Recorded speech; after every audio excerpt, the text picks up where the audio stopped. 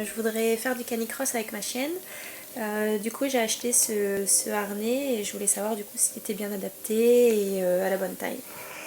Alors vous avez choisi le harnais One de la gamme One. C'est un très bon harnais pour faire du canicross. C'est un harnais très léger, très souple. C'est vraiment un harnais d'entrée de gamme qui est adapté pour un grand nombre de chiens pour la pratique du canicross. Alors là, en l'occurrence, votre harnais est adapté pour votre chienne.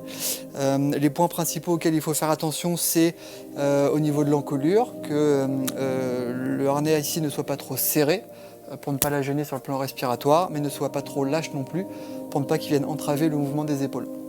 Ensuite, la deuxième chose à regarder, c'est évidemment que les sangles latérales passent bien sur la cage thoracique de la chienne, et puis que l'arrière de la chienne soit bien dégagé pour pas qu'elle soit gênée dans sa propulsion.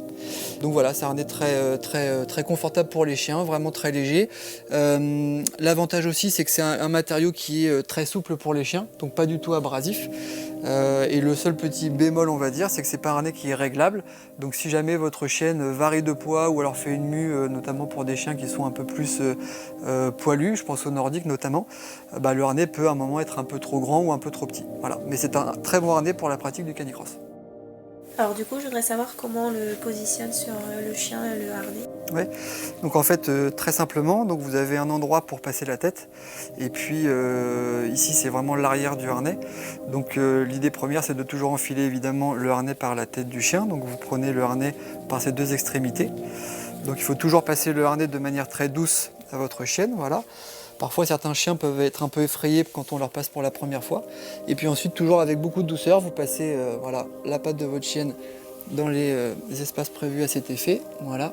En faisant attention également quand vous passez la patte de ne pas mettre trop de pression sur le poignet de votre chienne. Parce que parfois on a tendance à vraiment mettre une pression ici et c'est douloureux pour eux. Voilà. Donc c'est toujours avec beaucoup de douceur. Et voilà, donc c'est un harnais qui est très simple à enfiler.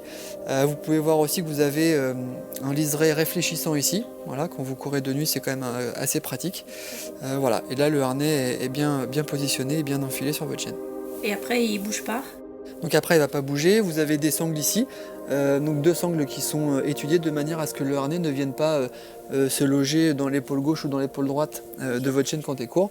Et donc le harnais est bien positionné et bien calé sur la cage thoracique de votre chienne.